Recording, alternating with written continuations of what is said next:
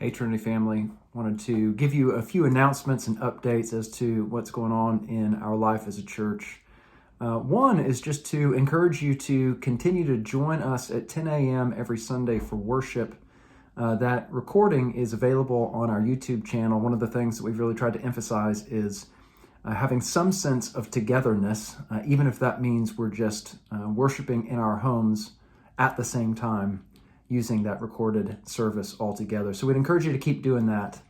The other thing that we wanted to update you on is where things stand with our plans for a return to in-person worship. While we don't have a specific date set yet, there are a number of things we want to make you aware of.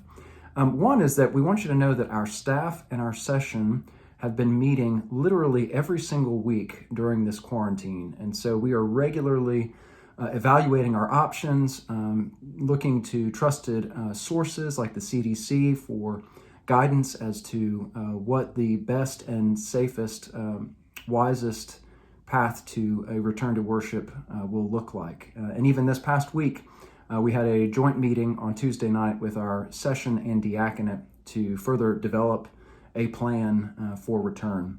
Again, while we don't have an exact date right now, we do have a tentative plan developed, and it is based on the guidelines from our governor's office and also from the CDC.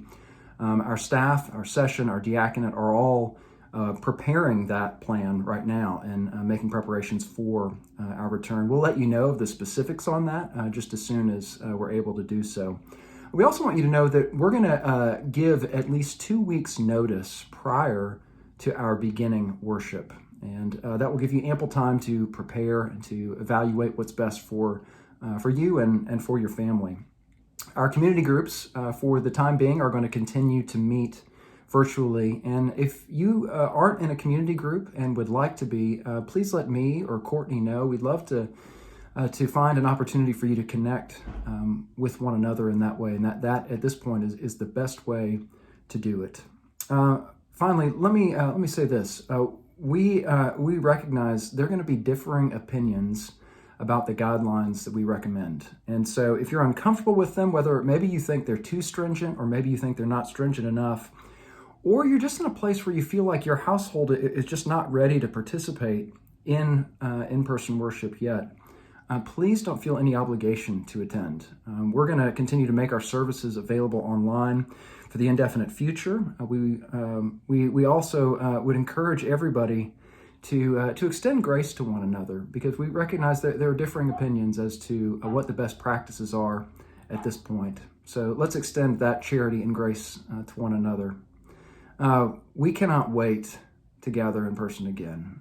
We're so excited to do that, but again, we want to do so wisely and safely. So I'd ask you to continue to pray for our staff, our session, our diaconate as we make these plans, and we will continue to keep you posted as we have updates. Hope to see you soon.